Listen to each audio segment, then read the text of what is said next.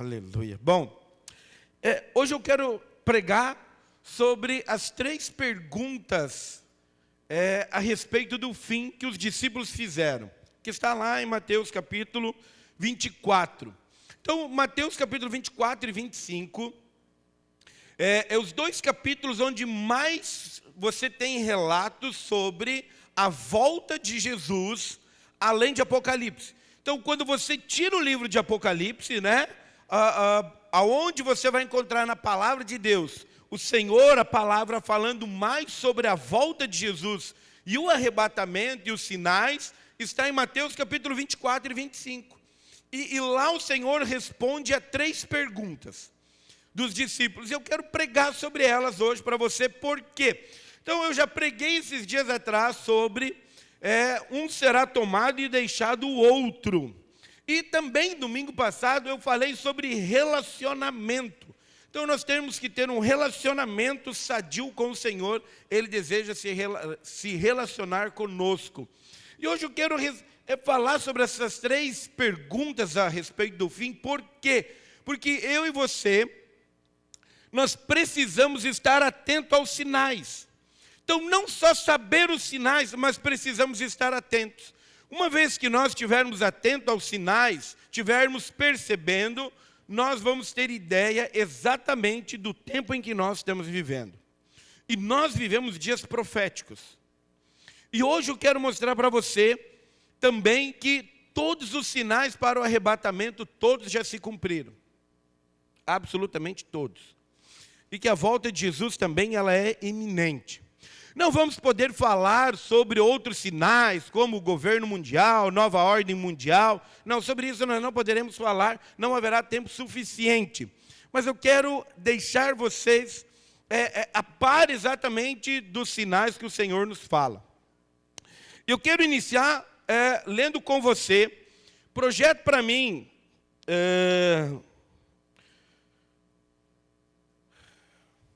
1 Coríntios, capítulo 15, verso 58. Quero iniciar com esse versículo. 1 Coríntios 15, 58.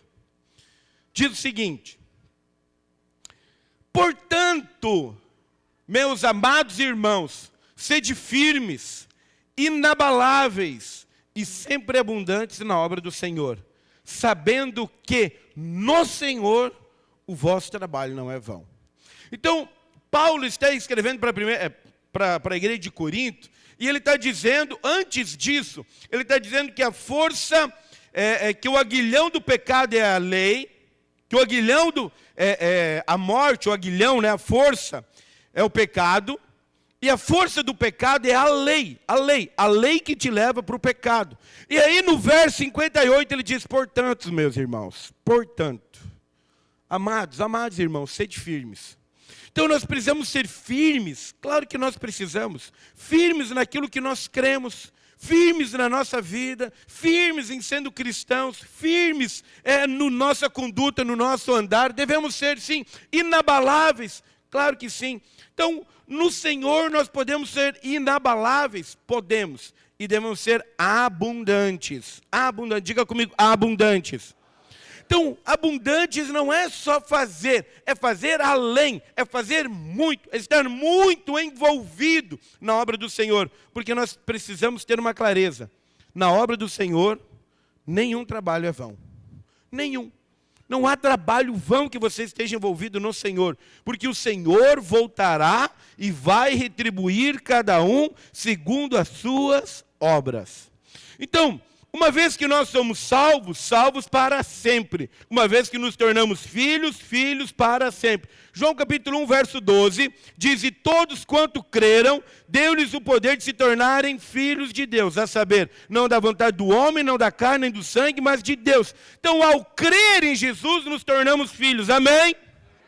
Bom, então a nossa eternidade já está definida. Nós jamais iremos para o inferno. Nós somos cidadãos celestiais. Mas haverá um reino.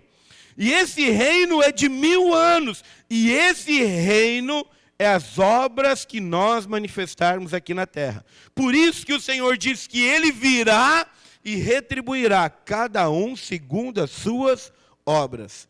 Quando nós lemos o livro de Tiago, nós encontramos Tiago diz o seguinte: fé sem obras é morta. Então, nós podemos dizer, eu tenho fé. Então, nós podemos determinar, mostre-me a sua fé.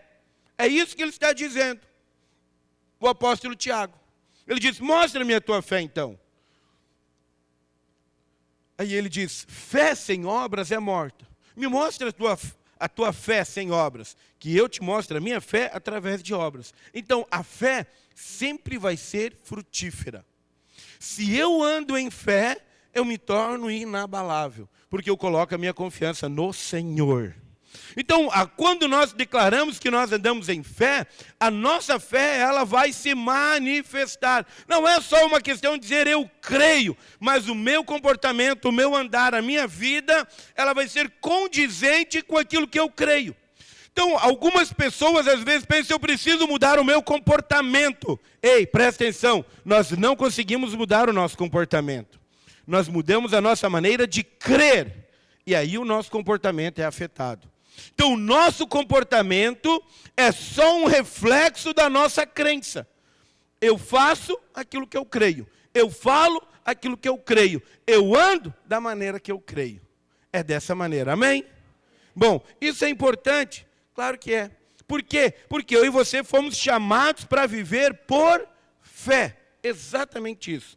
E lá em Mateus capítulo 24, projeta para mim, no verso 3, nos diz o seguinte: no Monte das Oliveiras, achava-se Jesus assentado, quando se aproximaram dele os discípulos em particular, e lhe pediram, dize-nos, quando sucederão estas coisas? E que sinal haverá da tua vinda e da consumação dos séculos? Mateus 24, 3. Então aqui os discípulos chegam para Jesus e eles fazem 3 perguntas. 3. Quando sucederá estas coisas?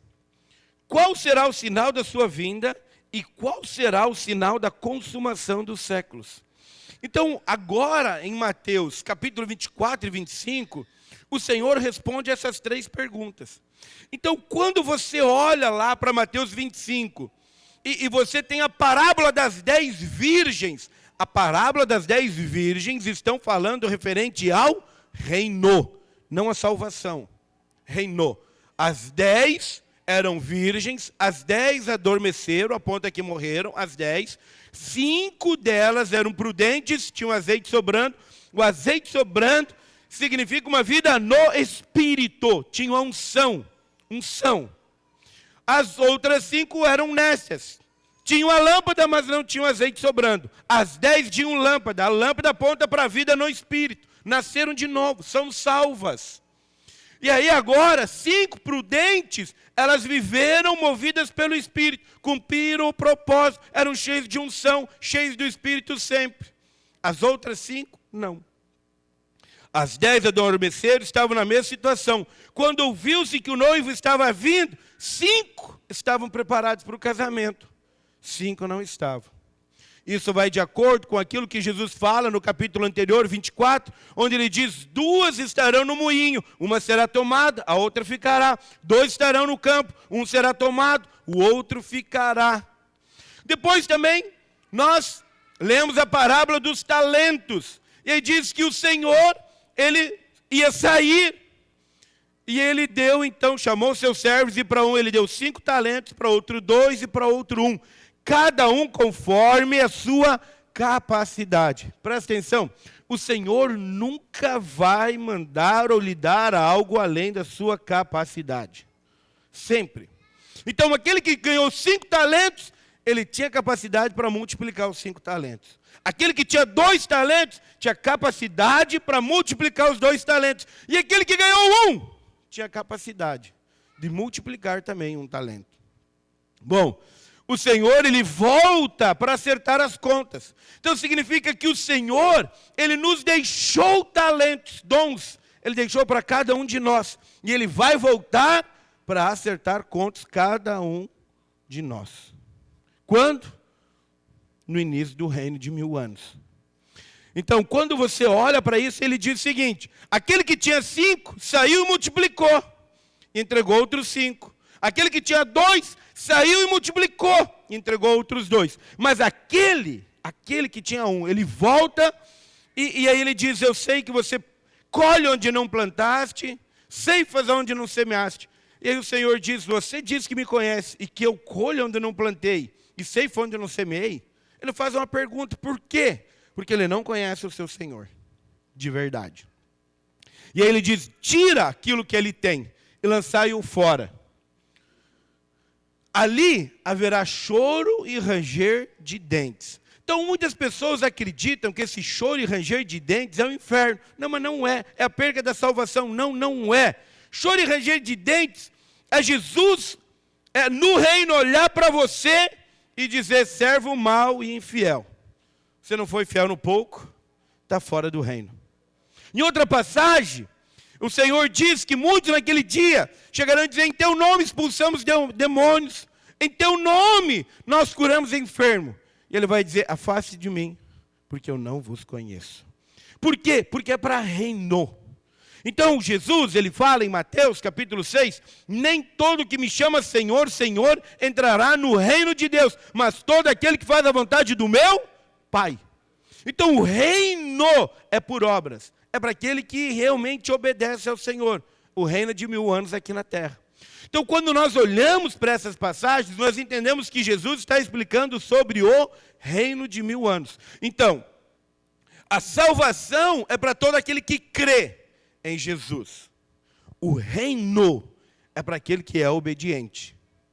É para aquele que se é encontrado fiel. É aquele que faz a vontade do Pai. Amém? Então, um exemplo para ficar claro. Então, você imagina comigo o seguinte. Deus, ele é bom, sim ou não? Deus, ele é justo, sim ou não? Então, toda a ira de Deus foi aplacada em Cristo Jesus. Mas, imagina comigo o seguinte. A palavra diz que não importa como nós começamos a carreira, mas como nós terminamos a carreira. Então, quando nós terminamos a carreira, a maneira que nós terminamos a carreira define se nós teremos o reino, o galardão ou não. Então, imagina comigo o seguinte, que um pai, ele tenha 2 filhos, uma menina e um menino, e um tem 15 anos e outro tem 14. E ele sai de casa para ir trabalhar, e ele diz o seguinte, hoje nós vamos assistir um filme no cinema.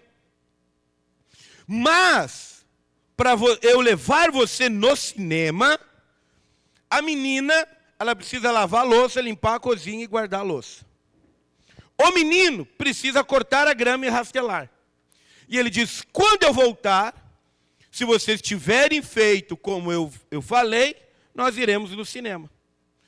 Então, o que acontece? A menina, rapidamente, ela vai e lava a louça, seca a louça, limpa a cozinha e fica tudo pronto. Mas o menino, ele vai jogar videogame. E aí, então, a irmã dele diz, mano, corta a grama, rastela, o pai vai voltar.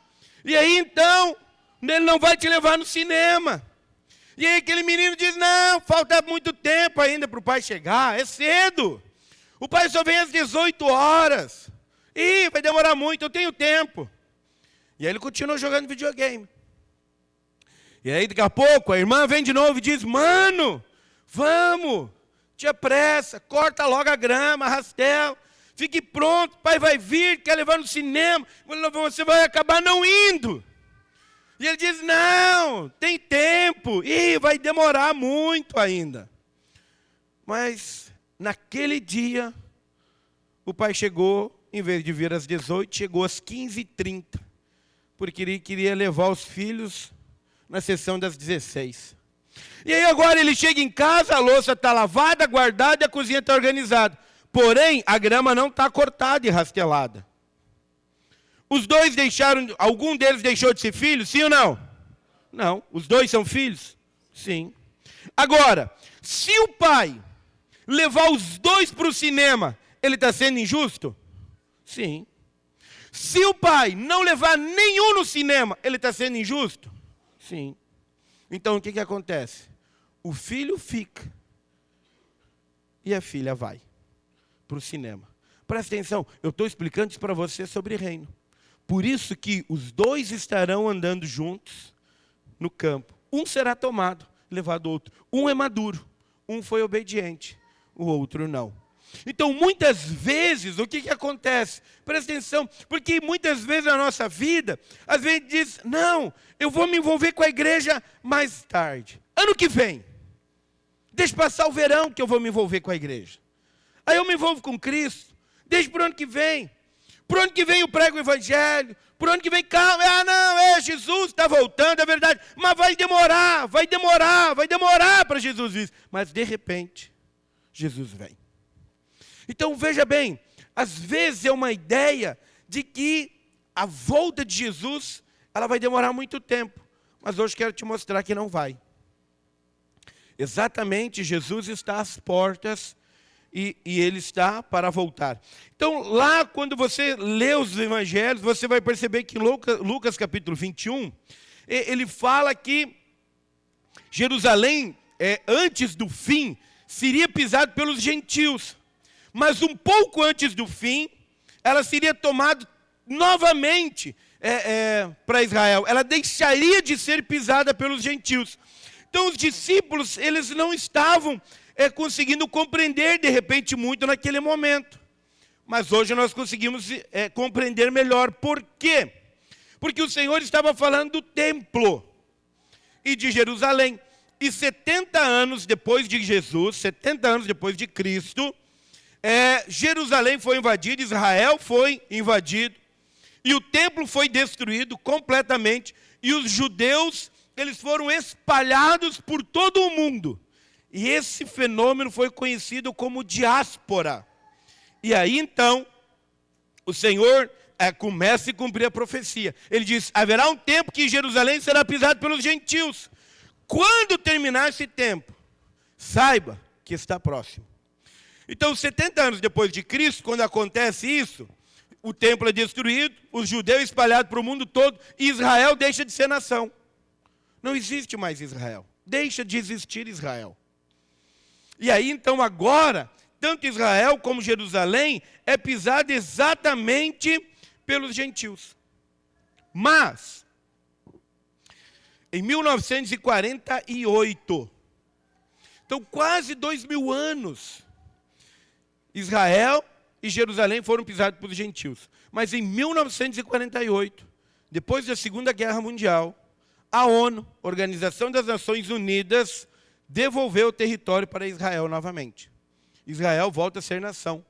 1967, na guerra conhecida como a Guerra dos 6 Dias, Israel derrota 3 reis e toma Jerusalém de volta. E torna a capital de Israel novamente. Agora, nesse momento, significa que Jerusalém deixa de ser pisada pelos gentios e volta agora a ser dos judeus. Então presta atenção, se você for analisar os únicos sinais, e nós vamos ver mais adiante, os únicos sinais que mostra a questão do arrebatamento de Cristo, é Israel. E todas eles já se cumpriram. O segundo, que aí eu vou abrir um parênteses para você entender, é porque lá em 2 Pedro, a palavra nos diz que, para Deus, um dia é como 1000 anos, e 1000 anos é como um dia. Você está lendo a Bíblia, irmão? Gosta disso, hein? Você está sabendo as coisas. Então veja bem, se para Deus 1000 anos é como um dia, e um dia é como 1000 anos, Jesus ele ressuscitou no início do 3º, então significa que ele vai voltar no início do 3º milênio. Por quê? Porque ele também fala sobre o sinal de Jonas. Pedem, dai-nos um sinal. Ele diz, nenhum sinal será dado, a não ser o de Jonas. Jonas ficou 2 dias, 3 dias no ventre de um peixe, mas no 3º peixe o cuspiu para fora, no início. Então, veja bem, de 0 a 1000, primeiro milênio. De 1000 a 1999, segundo milênio. 2000, inicia-se o 3º milênio. Nós estamos em 2025. Então, significa que nós estamos no início do 3º milênio. Então, todos os sinais para o arrebatamento, todos eles estão prontos. Absolutamente. Pode acontecer a qualquer momento. Aleluia. Amém, irmãos? Bom, para nós compreendermos as profecias e a resposta de Jesus em Mateus 24 e 25, nós precisamos saber que do início até o verso 31, tudo se refere aos judeus e não para nós. Precisamos entender isso. Por quê? Porque é tudo literal. Fugir no inverno é ruim por causa do frio, certo? Então, é cheio de menções judaicas, lugar santo, Judéia, sábado, mas a partir do verso 31, agora não tem mais nenhuma restrição e nenhuma terminologia. Tudo agora é vigie e ore. Então, até o verso 31 é fuja. Fuja. Por quê? Porque Israel não acredita que Jesus é o Cristo. Eles estão esperando o Cristo. E aí ele está dizendo, olha, quando chegar perto desse tempo, veja, e começarem a falar, fujam, fujam, fujam, fujam e fujam. Mas, a partir do verso 31, se refere à igreja. Para mim, para você, diga, para mim. Olha para o irmão, agora digo para você. Isso aí. Assim você aproveita e não dorme também.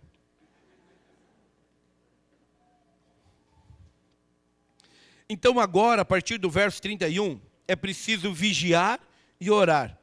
Isso envolve responsabilidade. Então, olha só, deixa eu explicar para você.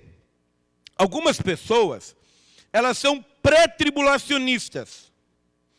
Algumas são pós-tribulacionistas. E algumas pessoas perguntam, pastor, o que nós somos? Nós somos pré e pós-tribulacionistas. Por quê?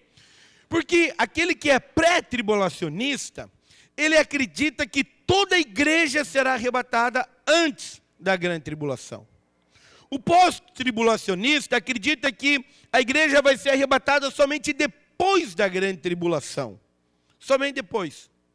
Nós cremos que parte da igreja será arrebatada antes e parte da igreja depois. Por quê? Porque a palavra menciona que nós devemos vigiar e orar.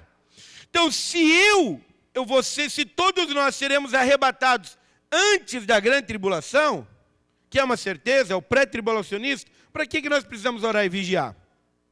Nós já somos salvos, já somos filhos, não precisamos orar e nem vigiar, porque seria certo que nós iríamos antes da grande tribulação. Bom, se fosse certo que todos iriam só depois da grande tribulação, então também não adiantaria nem orar e nem vigiar, porque todos passaríamos pela grande tribulação.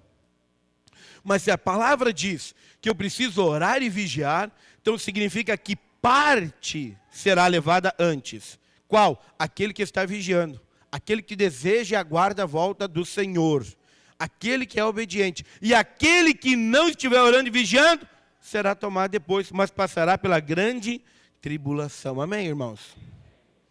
Aleluia. Você está aguardando Jesus? Você quer ser arrebatado, irmão? Aleluia. Eu também quero que você seja, que nós sejamos. Podemos conjugar o verbo. Eu seja, você seja, nós sejamos. Eles sejam, vós sejam. Vamos lá. Primeira pergunta. Quando sucederá essas coisas? Então, eu vou mencionar para vocês algumas características sobre quando sucederá. Primeiro, virão muitos enganadores.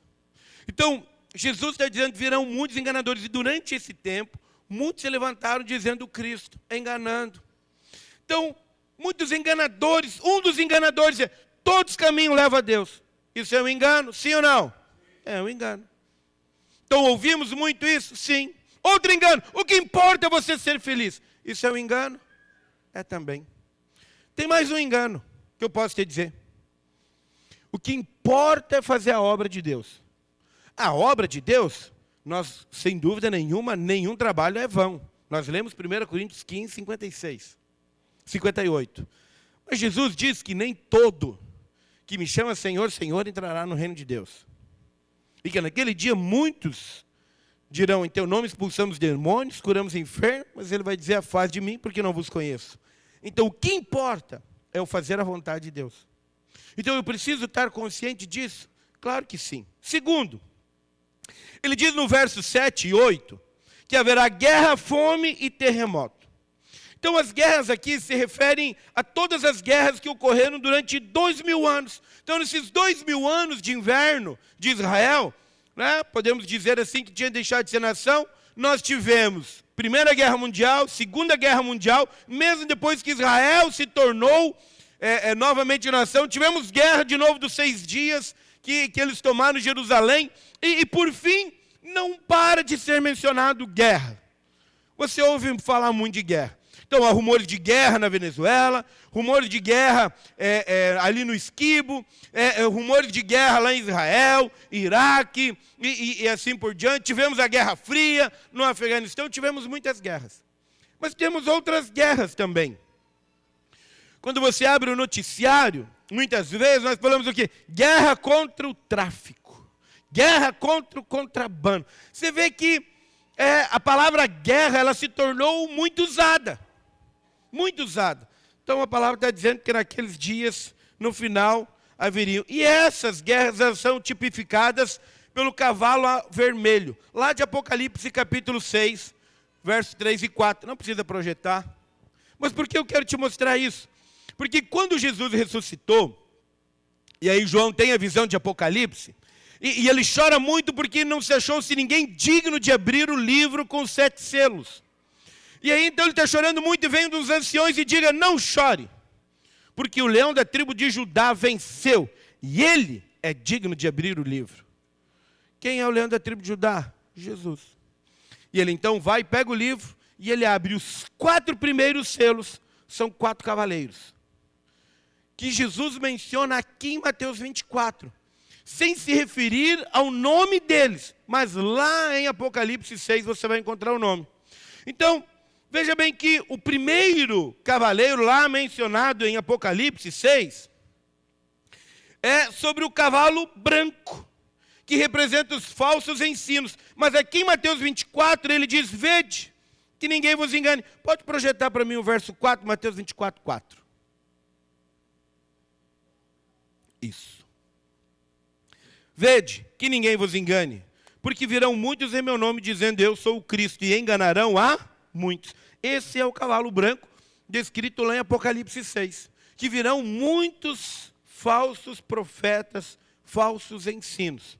Depois, ele acrescentou, lá no verso 6, e certamente ouvireis falar de guerras e rumores de guerras. Vede, não vos assusteis, porque é necessário assim acontecer, mas ainda não é o fim. Então, esse é o cavaleiro vermelho que simboliza a guerra, que foi solto lá em Apocalipse capítulo 6. Você tem a versão RC aí? Acha a RC que eu vou querer ler a RC no verso 7. Se não tiver, não tem problema, eu leio aqui, está tudo certo. No verso seguinte, o Senhor disse, portanto, se levantarão nação contra nação, reino contra reino, e haverá fomes, pestes e terremotos em vários lugares. A fome é a ação do terceiro cavaleiro, o preto, que representa a fome e a escassez, que está lá em Apocalipse capítulo 6. E o último cavaleiro que é mencionado é as pestes, pestilência, que aí então é pelo cavalo amarelo esverdeado. Então, quando Jesus está respondendo aqui a pergunta, quando sucederá estas coisas, ele está dizendo, olha, tudo isso vai estar acontecendo. Tudo isso. Então, desde que Jesus foi levado aos céus, tudo isso tem acontecendo. Mas agora, de uma maneira muito mais intensificada. Do verso 9 a 13, ele diz que haverá perseguição e tribulação, e o evangelho do reino será pregado. Então, esse evangelho do reino será pregado, porque será pregado em Israel. Provavelmente por israelitas remanescentes. Por que remanescentes? Às vezes as pessoas elas têm uma ideia de que porque o povo de Israel é judeu, todo ele é salvo. Mas a Bíblia não menciona isso. A Bíblia diz que todo aquele que crer e for batizado será salvo. Hoje de manhã nós tivemos batismo. Eu acho que teremos outro ainda esse ano, prepare-se. Aleluia. Então, veja bem, que para ser salvo, precisa crer em Jesus. Não é uma questão de ter nascido judeu ou não. Nós precisamos crer. Mas a palavra nos fala em Apocalipse que haverá 144 mil. Lá em Apocalipse 7.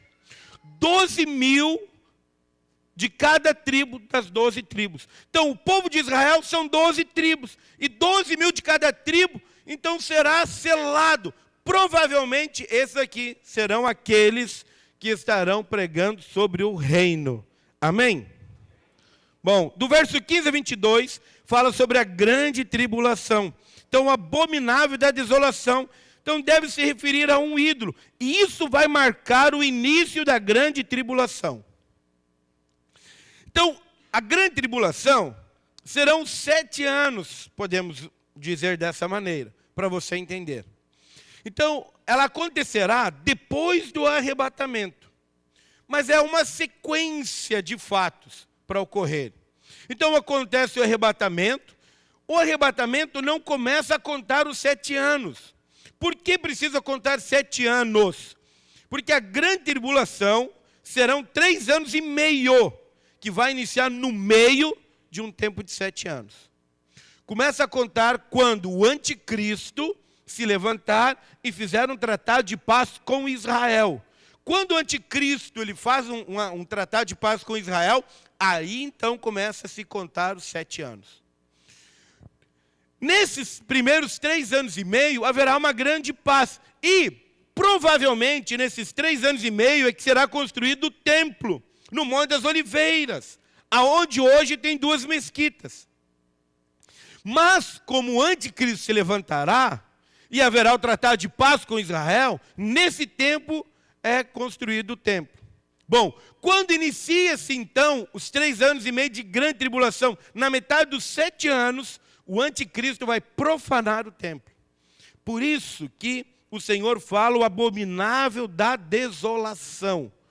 Então, quando o templo será profanado, provavelmente ele colocará um ídolo, né, uma imagem dele para ser adorado. Nesse momento, vai ser na metade dos 3 anos e meio, e vai começar então agora uma grande tribulação. A duração será de 1260 dias. Bom, a igreja que ficar e o povo de Israel vai sofrer, aquele que crê em Jesus vai sofrer a grande tribulação, o dia da ira do Senhor? Não, mas será perseguida pelo anticristo. Amém? Então, os 3 anos e meio é o dia da ira do Senhor contra aquele que não creu no Evangelho da Graça, não creu em Cristo. Mas aquele que creu, mas não estava maduro para o arrebatamento, será guardado, porém será perseguido pelo anticristo. Bom, Apocalipse 12, 17, diz que o anticristo vai perseguir os que guardam o mandamento de Deus e o testemunho de Jesus. Então isso significa os judeus que estarão aqui e também os cristãos que não foram arrebatados, que não estavam maduros. Então deixa eu falar algo para você. Eu sei que muitas pessoas elas gostam de perguntar. Descrito em Apocalipse capítulo 9, os demônios serão físicos aqui na terra. Inclusive, se você for estudar Apocalipse, você vai perceber que alguns demônios, eles foram tão maus, foram mais maus do que demônio normal. Foram muito ruins. E eles não guardaram a sua forma natural. E o Senhor os prendeu no abismo. Estão presos no abismo. E serão soltos para a grande tribulação. Então eles serão físicos e haverá um lugar de muito tormento. Então algumas pessoas se preocupam demais com a grande tribulação. Preste atenção, não se preocupe hoje com a grande tribulação. Tenha o seu coração voltado ao Senhor para se envolver com as coisas do Senhor, amar a vinda do Senhor, ser um filho obediente e ser arrebatado. Amém? Se você for arrebatado, você não precisa se preocupar com nada da grande tribulação. Se não for, aí você pensa, se preocupa. Mas hoje você não precisa ficar preocupado de como será a grande tribulação. Hoje o seu coração precisa estar voltado para o Senhor, dizer: Senhor, eu quero cumprir o propósito pelo qual fui chamado. Eu quero ser um filho obediente. Amém? Você sabe que é uma coisa interessante? Pare por um instante agora. Por um instante. E pense. Você sabe para que você foi chamado? Você precisa saber para aquilo que você foi chamado. Por quê? Porque o Senhor, Ele não só salvou você do inferno e da ira. O Senhor tem para você um propósito. Um propósito. Um chamado. Um caminho para você andar. Você sabe, você tem. Quando você creu em Jesus, o Senhor colocou algo no seu coração.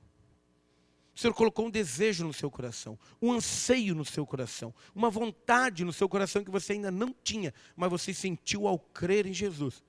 Esse é o propósito. Agora, uma vez que você tem o propósito, nós precisamos andar nele. Isso é fundamental. Amém, irmãos? Jesus, o relógio é contra mim. Nós precisamos fechar as portas lá. Isso em nome de Jesus. Não precisa ficar apavorado, depois nós abrimos, irmãos. Ok? Segunda pergunta. Qual será o sinal da sua vinda?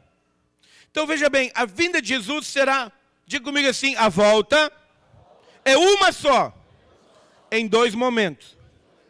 Exatamente. Então o primeiro momento é o arrebatamento. Então quando Jesus vem do céu até as nuvens, e aí a igreja, parte da igreja, o crente maduro, nós chamamos de crente vencedor, é arrebatado e se encontra com Cristo nos ares. Esse é o primeiro momento. Por quê? Lá em Atos capítulo 1, quando Jesus é levado aos céus, os discípulos, alguns discípulos estão olhando, conversando com Jesus, e Jesus então começa a ser levado aos céus, e é levado até as nuvens, e some nas nuvens, e aí aparecem então alguns anjos e dizem, varões galileus, por que olhais? Porque aquele que foi assunto, aquele que foi levado aos céus, como foi levado, assim ele voltará. Então, são 2 momentos. Primeiro momento, ele foi levado e eles ficaram olhando. Quando ele chegou nas nuvens, passou as nuvens, não viram mais. O retorno será da mesma maneira. Então, primeiro, do terceiro céu, onde está o trono de Deus, até sobre as nuvens, em cima das nuvens. E aí, então, acontece o arrebatamento. O crente vencedor, o cristão, aquele que cumpre o propósito, se encontrará com Cristo nos ares. Esse é o primeiro momento. Segundo momento, todo olho verá. E ele vai voltar no Monte das Oliveiras, porque era lá que Jesus e os seus discípulos estavam, quando ele foi levado aos céus. Então Jesus volta no Monte das Oliveiras, pro Armagedon. E aí então acontece o Armagedon, onde Jesus ele derrota junto com os crentes vencedores, derrota o anticristo, derrota Satanás, todos os demônios, mais de 200 milhões de soldados que estarão reunidos para um dia da batalha, derrota, e a partir daquele dia, inicia-se o reino de 1000 anos aqui na terra. Aleluia. É bastante informação, né, irmão? Então, eu vou resumir no final para você, tá? Mas vai pegando tudo aí. Então, haverá um sinal no céu, sim. Depois da grande tribulação, haverá um sinal nos céus. Não sabemos exatamente como será esse sinal, mas com certeza será sobrenatural, porque todos saberão que é o sinal da volta do Senhor. Bom, logo em seguida a tribulação. Então, quando inicia-se a grande tribulação, que é o tempo profanado, significa que 1260 dias depois, Jesus voltará. Tem data marcada. Terceiro, Jerusalém será pisado pelos gentios. Então, essa é uma passagem paralela a Lucas 21, certo? E aí aqui parece-nos que esse tempo já se cumpriu. Porque lá em Lucas 24 diz, até que os tempos dos gentios se completem, Jerusalém será pisada por eles. Então, Jerusalém agora não é mais pisado pelos gentios. Jerusalém agora já é capital de Israel novamente. Então, para isso se cumpriu. Mas veja, quando nós olhamos para isso, nós podemos perceber que o sinal da sua vinda sobre as nuvens será dessa maneira. Agora, a do arrebatamento, todos já se cumpriram. Então, Israel já floresceu. Agora nós vamos falar sobre Israel, rapidamente, por causa do nosso horário. Estamos no início do 3º milênio. Outra parábola, passagem, que nos fala exatamente sobre a volta de Jesus, é a parábola do bom samaritano, onde Jesus fala que um homem foi espancado, foi roubado, espancado, foi deixado semi-morto à beira do caminho. E aí, então, passou, um fariseu da lei, olhou e deixou. Passou também, um levita, olhou ele de perto, mas ele não se envolveu e deixou. Mas veio um bom samaritano. Então você sabe que aquele homem na beira do caminho era um judeu, que ele está contando a parábola, um judeu. Samaritano com judeu eles não se davam.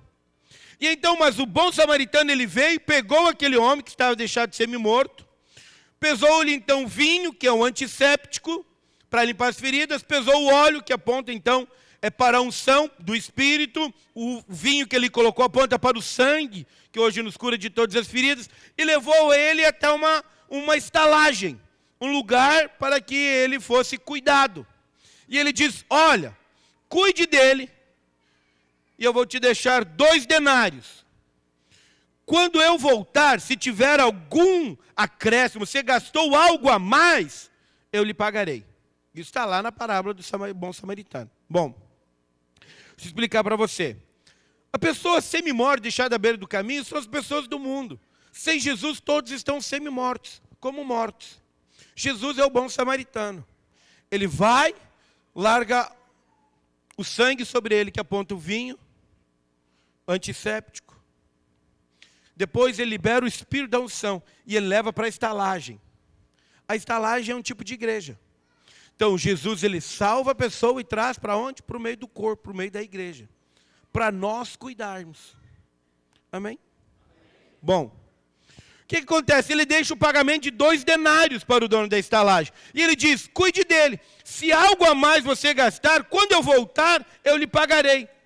Aqui está a parte profética. Por quê? Porque um denário era o dia de um trabalho, de um trabalhador, era um denário. Mas também era o valor pago para um dia de hospedagem e de alimentação. Então significa que Jesus deixou 2 denários. Deixou o equivalente a 2 dias. Porque ele está dizendo, quando eu voltar, e você tiver gastado mais, eu pagarei. Então agora a volta de Jesus é quando aqui? No 3º dia. Então o bom samaritano está dizendo, no 3º dia eu vou voltar. Se você gastou algo a mais, eu pago. Então a volta de Jesus é no 3º dia. Bem no início. Dias proféticos que nós estamos vivendo. Amém? Bom. Vi, vem para cá, faz um fundinho para ficar emocionante. Eu gosto de falar sobre Apocalipse. Gosto de falar sobre a palavra toda. Mas estarmos apercebidos, irmãos. Presta atenção. O Senhor, Ele não te chamou só para te salvar. Ele te chamou com um propósito. Você precisa entender isso. E nós, hoje, somos a geração do fim. Nós somos a geração do arrebatamento. Nós somos a geração da volta de Cristo.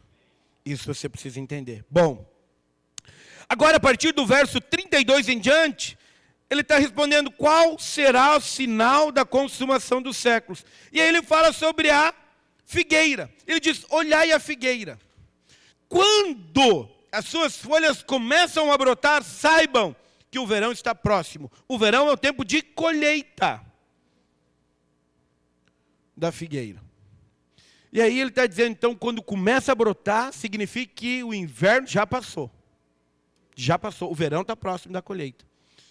E aí, quando você lê a palavra, você percebe, e todos os historiadores e estudiosos, eles concordam que Israel aponta para a figueira. A figueira aponta para Israel. Então, quando você olha, você percebe que o inverno é um lugar de sequidão que não tem frutos. Mas, Israel passou esse tempo. 70 depois de Cristo, até 1948, foi o inverno de Israel. Não haveria folhas, porque Israel não existia.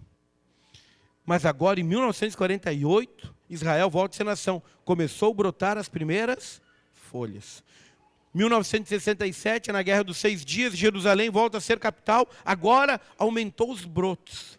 Significa que o verão, que é o tempo da colheita, está próximo. Amém? Projeta para mim, Mateus 24, do 34 ao 36. Eu não tenho aqui, mas quero ler. Pode só isso aqui, tá, beleza. É esse mesmo que eu queria. Em verdade vos digo, que não passará esta geração sem que todas essas coisas aconteçam. Então, quando Jesus fala sobre essa geração, aqui, ela pode ter alguns significados. Primeiro, ele pode dizer que essa geração que está aqui, não para que comece a ver esses sinais acontecendo. E aponta para a destruição do templo. E então Jerusalém sendo dissipada e Israel também. Ok, está certo. Pode também que ele esteja falando que essa geração má e perversa continue até Jesus voltar. Também pode estar certo. Está tudo certo quanto a isso. Mas particularmente, eu creio que o Senhor está se referindo que a geração que vir a figueira brotando, é a geração do arrebatamento. Então, veja bem, eu nasci em 1979, não precisa fazer cálculo da minha idade, por favor, ok? Mas quando eu nasci, Israel já era nação novamente, Jerusalém já era capital de novo. Eu sou a geração que já viu a figueira brotada. E Jesus diz, não passará essa geração sem que tudo aconteça. O que aconteça? O arrebatamento é a volta. Então nós vivemos tempos proféticos.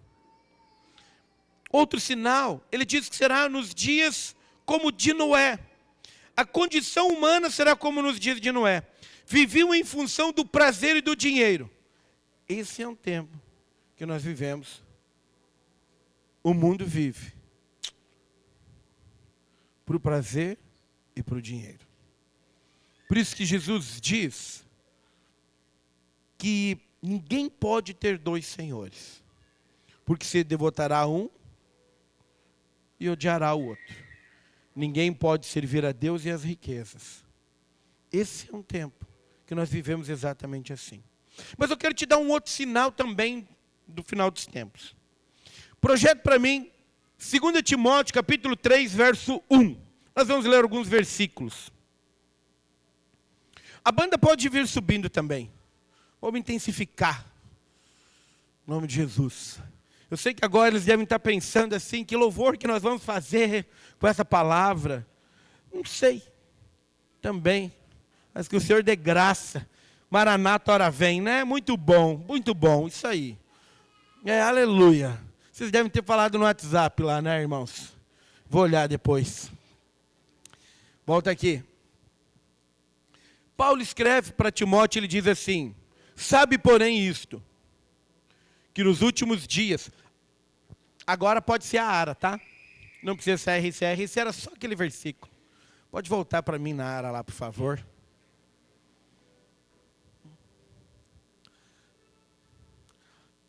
Conseguiu mudar aí? Isso aí, muito bom. Eu não vou dizer que você é um cara legal, tá? Mas eu gosto de você, Lucas. Sabe, porém, isto, nos últimos dias sobrevirão tempos difíceis. Diga comigo sim, nos últimos dias. Os tempos serão difíceis. E agora ele fala por que eles serão difíceis. Eu quero ler com você, pode passar. Pois os homens serão egoístas, avarentos, jactanciosos, arrogantes, blasfemadores, desobedientes aos pais. Nunca se ouviu uma geração, nunca se houve uma geração tão grande de filhos que desobedecem aos pais. Nunca. Absolutamente. Sem contar o restante. Vamos lá. Ingratos, irreverentes, desafeiçoados, implacáveis, caluniadores, sem domínio de si, cruéis, inimigos do bem, traidores, atrevidos, enfatuados, mais amigos dos prazeres do que amigos de Deus. Pode passar. Tendo forma de piedade, negando-lhe, entretanto, o poder, foge também destes. Você consegue perceber que essa é uma descrição exatamente do tempo que nós estamos vivendo? Exatamente. Então, nos tempos de Noé, era exatamente isso. O Senhor diz para Noé, faça uma arca, haverá um dilúvio. Noé começa a fazer a arca. Ele começa a dizer, olha, haverá um dilúvio. Vai chover muito, vai alagar tudo. O Senhor mandou fazer uma arca. As pessoas diziam, não, que loucura. Para com isso, Noé. Nunca choveu ainda. Que alagar tudo. Para com isso. E Noé continuou construindo a arca.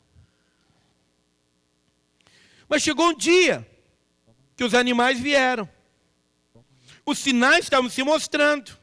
Um casal de cada espécie o Senhor enviou, e cada um foi entrando na arca. Provavelmente muitos começaram a dizer, que loucura isso, para. Então eu estou te mostrando os sinais. Muitos talvez possam pensar, não, vai demorar, não, que isso, é um equívoco, não é assim. Então os sinais estavam também apontando, porque os casais de animais entraram. E aí teve um momento que Noé entrou na arca com a sua família.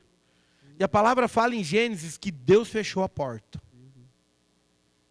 E quando ele fechou a porta, começou a chuva e abriram-se os abismos.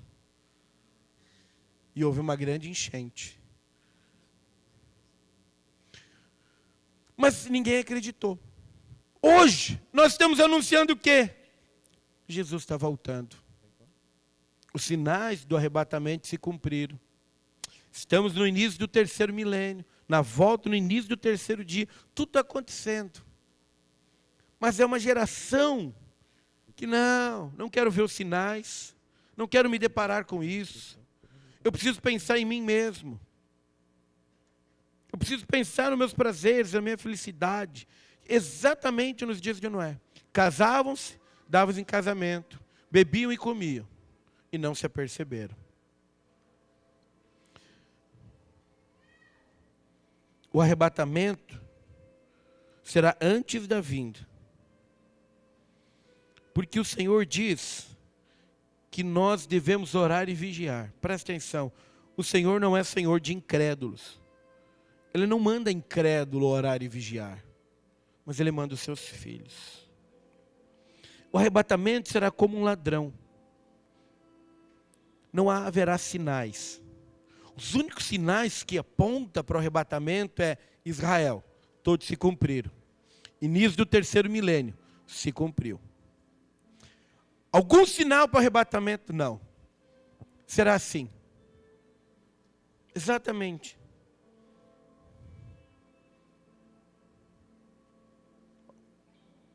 Um dia normal, aparentemente.